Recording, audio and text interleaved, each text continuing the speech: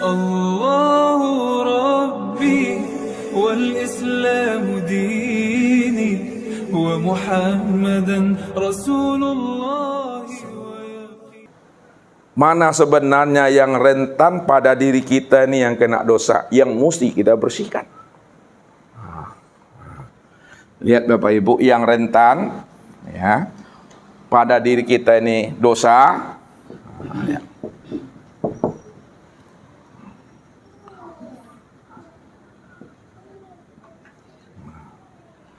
Yang pertama Bapak Ibu, ya, yang rentan kena dosa pada diri kita ini, pertama adalah anggota tubuh.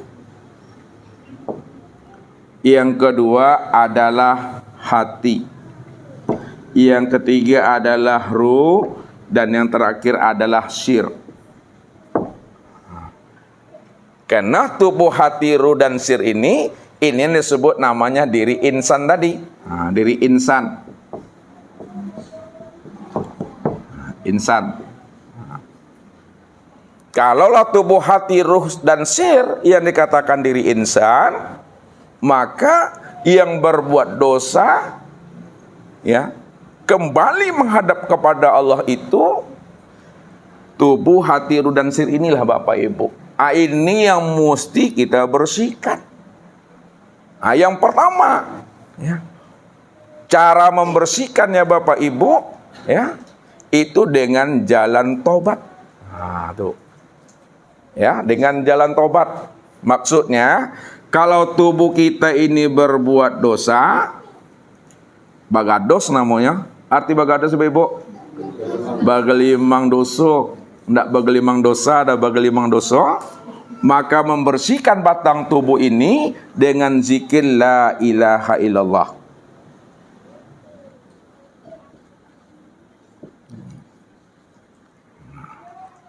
Ya, jadi cara membersihkan batang tubuh kita itu dengan zikir la ilaha illallah.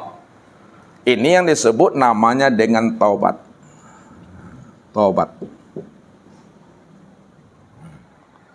Yang kedua, kalau hati kita ini kena dosa atau berdosa, maka cara membersihkan hati kita itu dengan zikir Allah. Allah. Inilah yang dikatakan namanya dengan inabah. Inabah.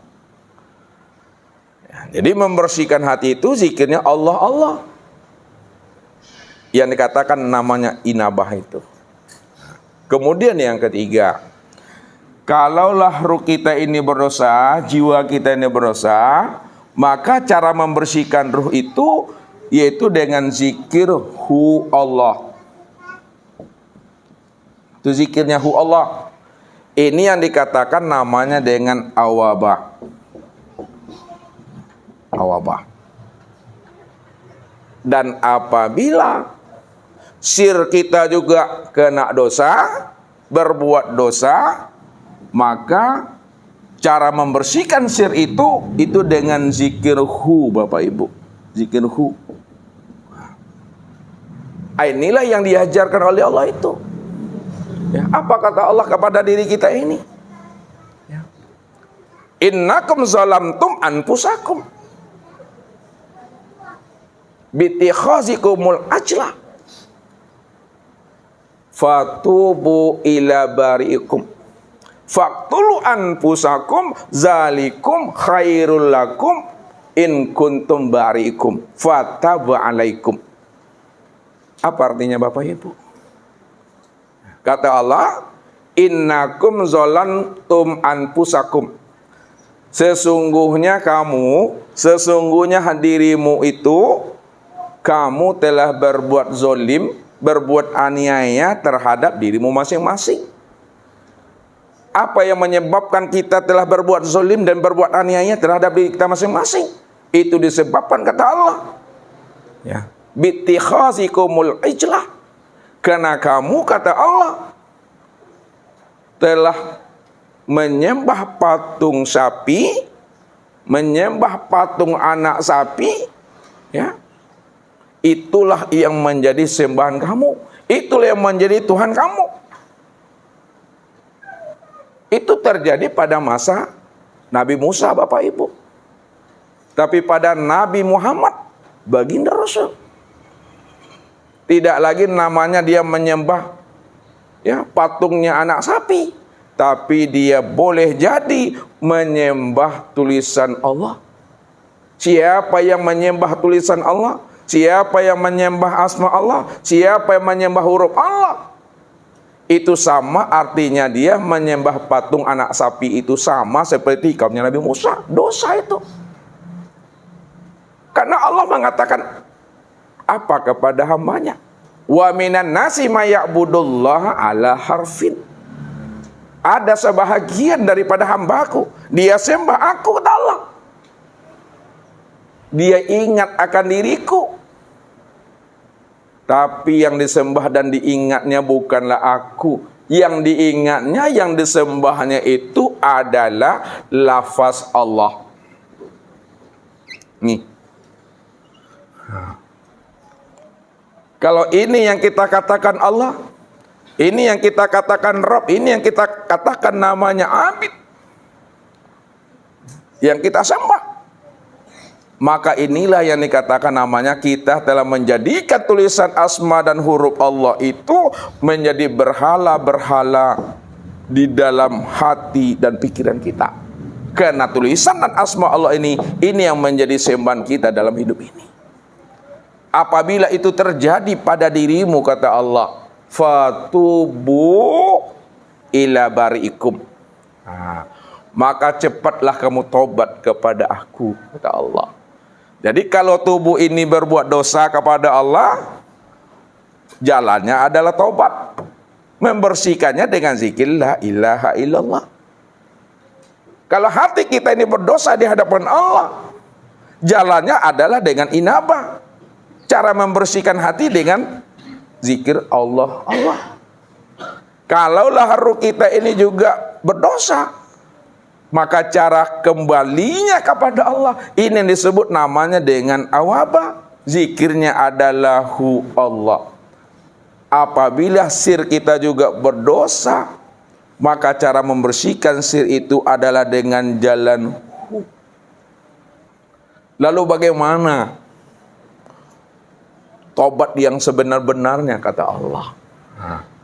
Apakah cukup sekedar melapaskan kalimat la ilaha illallah? Apakah cukup kita sebatas mengucapkan kalimat la ilaha illallah, Allah Allah, seperti yang kita lakukan barusan ini? Tidak, kata Allah. Cara tobat yang baik, kata Allah, cara tobat yang nasuha itu, kata Allah, faktulu anfusakum. Ini kata Allah, cara tobat yang diminta oleh Allah itu, Bapak Ibu, faktulu anfusakum,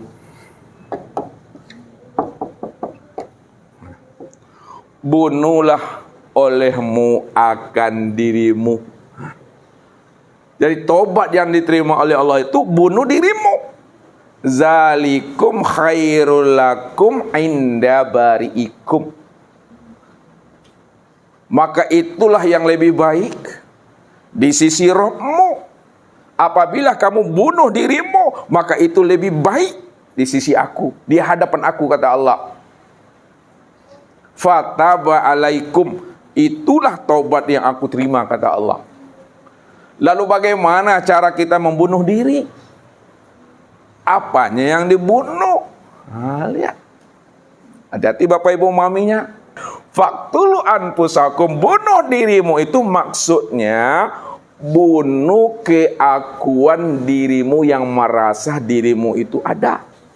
Sedangkan yang dikatakan dosa tadi, apa kata Rasul? Adanya pengakuan dirimu yang merasa ada itu dosa. Lalu cara menghilangkan wujud diri, bunuhlah keakuan wujud diri kita itu.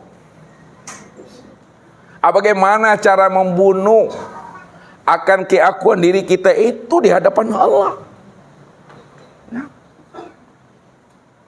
Akui Bapak Ibu diri kita ini di hadapan Allah.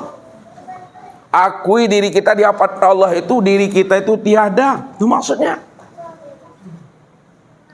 Akui diri kita di hadapan Allah. bahwa diri kita itu tuli, diri kita itu buta, diri kita itu mati. Setelah diakui diri kita di hadapan Allah, bahwa kita ini betul-betul mati, kita ini betul-betul tiada, betul-betul kita ini tuli dan buta, bisu lemah bodoh, maka ketika itu akui pula lah Allah lah yang sebenar-benar wujud itu. Kalau Allah yang sebenar-benar wujud, Bapak Ibu, Allah yang benar-benar wujud, maka yang sewujud itulah yang sama tuh. Yang wujud itu yang bersifat sama tuh. Kalau Allah dah kita akui betul-betul wujud, wujudnya mutlak Bapak Ibu, maka Allah itulah yang bersifat basar, Allah itu yang bersifat kalam, Allah itu yang bersifat ilmu, Allah itu yang bersifat kodrat, Allah itu yang bersifat iradat, dan Allah itulah yang bersifat hayat. Inilah namanya telah mati akan keakuan wujud dan sifat kita di hadapan Allah. Man arafa nafsahu bil mauti faqad arafa rabbahu bil hayati. Man arafa nafsahu bil mauti faqad arafa rabbahu bil hayati.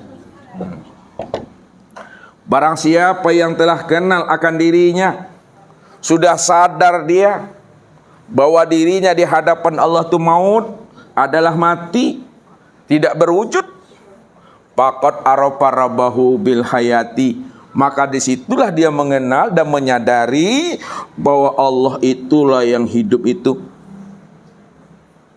Kalau Allah yang hidup, maka yang sama basar kalam ilmu qada iradat itu hanya dia itu semata-mata. Ini dah diserahkan diri kepada Allah Bapak Ibu. Ya, udah diserahkan diri kepada Allah. Itu namanya orang yang telah berselindung namanya. Ya, orang yang betul-betul zahir dan batin itu dirinya dah diserahkan kepada Allah. Tak ada dirinya lagi di situ yang terlihat, yang berbuat dan beraktivitas. Makanya sadari bahwa diri kita ini tiada berwujud dan tiada bersifat. Sadari diri kita ini tiada berwujud dan bersifat. Kalau kita dah sadari diri kita ini tiada berwujud dan bersifat, maka yang berwujud dan bersifat itu hanya siapa? Allah. Hanya Allah lah yang berwujud dan bersifat itu. Ini dah dikembalikan diri namanya sebelum mati itu. Ini orang yang telah berselindung di hadapan Allah. Tak lagi mengambil hak Allah, tak lagi merampok hanya Allah, tidak lagi mencuri pakaiannya Allah. Makanya kalau Bapak Ibu berselindung lah namanya Bapak Ibu. Orang berselindung itu tegaknya di muka atau tegaknya di belakang Bapak Ibu? Tegaknya di belakang. Kalau Bapak Ibu berselindung di tiang nih, yang nampak apa? Kalau Bapak Ibu berselindung di balik papan tulis ini, yang nampak? Kalau Bapak Ibu berselindung pada Allah, maka yang nampak? Yang nampak Allah. Maksudnya bagaimana itu?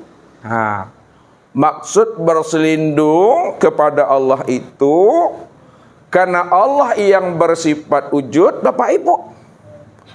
Allah cuma yang bersifat sama basar, Allah yang bersifat kalam, Allah yang bersifat ilmu qada iradat, maka serahkanlah wujud dan sifat kita ini ya kepada Allah. Serahkan wujud kita ini kepada Allah. Ya Allah, boleh kalau diitikadkan gitu. Ya Allah, aku ini tidak bersifat wujud ya Allah. Yang bersifat wujud itu hanya Engkau ya Allah. Ya Allah, aku tidak bersifat mendengar ya Allah. Aku tidak bersifat melihat ya Allah. Aku tidak bersifat berkata ya Allah. Yang bersifat melihat dan mendengar serta berkata itu hanya Engkau ya Allah. Aku tidak bersifat ilmu qada iradat ya Allah. Aku tidak bersifat hayat ya Allah. Yang bersifat qada iradat dan hayat itu hanya Engkau ya Allah.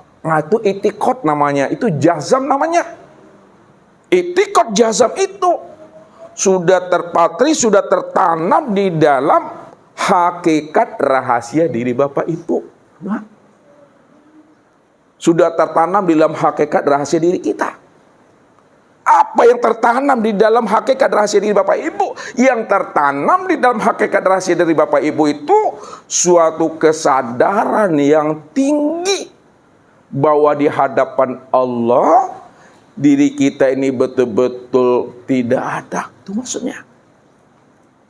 Sadar kita diri kita ini tak ada. Yang ada itu hanya Allah tuh di dalam letaknya Bapak Ibu. Kalau sudah sadar kita bahwa pengakuan diri kita di hadapan Allah tak ada, hanya Allah cuma yang wujud, maka itu namanya Bapak Ibu udah berselindung, namanya itu udah diserahkan diri kepada Allah zahir dan batin tuh Bapak Ibu. Tak ada hak kita, tak ada milik kita lagi. Itu yang selamat tuh.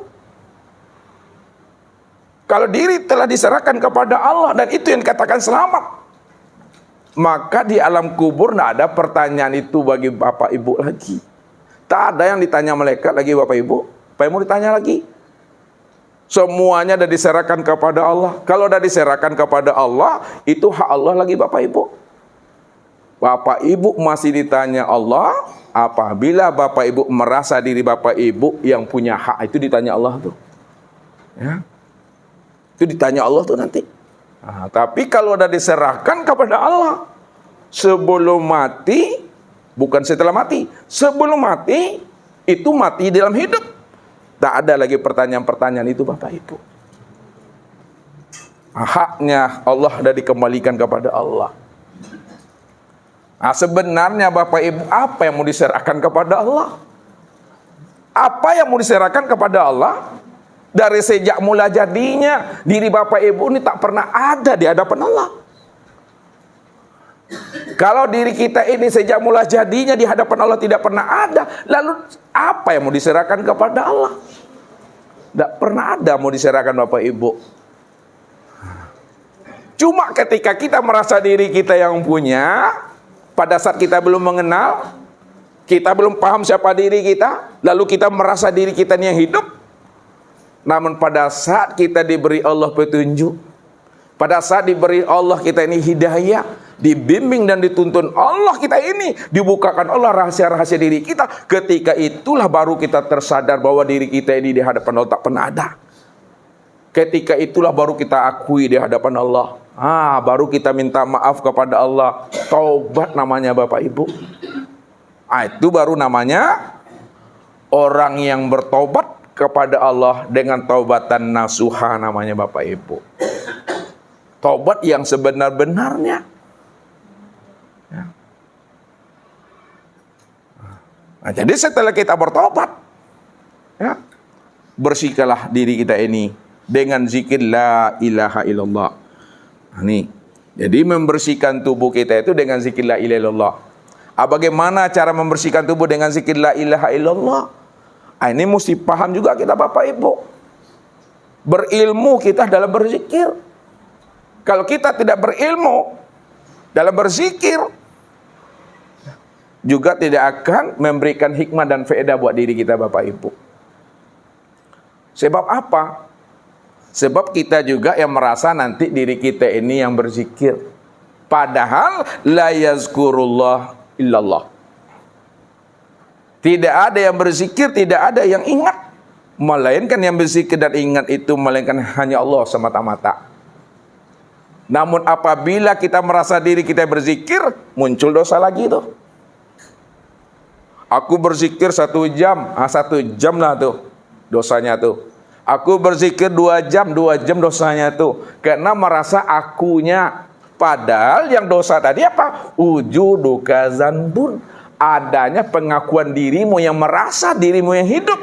Lalu merasa dirimu yang berzikir. Itu dosa tuh. Makanya mesti berilmu dalam berzikirnya. Supaya apa? Supaya zikir kita itu betul-betul sampai kepada makna yang sebenarnya Bapak Ibu. Nah, sekarang kita buka dulu zikir tubuh. Zikir tubuh la ilaha illallah. Jadi zikir tubuh la ilaha illallah itu untuk membersihkan tubuh jasmani kita ini. Ada 7 maqam, Ada 7 lataif yang mesti dibersihkan di dalam diri kita ini. Allahu Rabbi wal Islamu dini wa Muhammadan Rasulullah.